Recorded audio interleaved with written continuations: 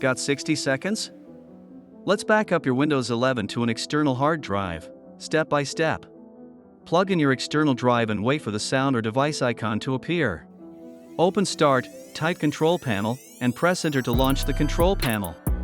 Click System and Security, then choose Backup and Restore, the Windows 7 tool. Click Setup Backup, then select your external drive from the list and click Next. Choose Let Windows Choose or Let Me Choose Files, then click Next to continue. If you pick Let Me Choose, tick folders you want backed up and click Next. Review the backup summary, click Change Schedule to set automatic backups if you want. Click Save Settings and Run Backup to start the initial backup to your external drive.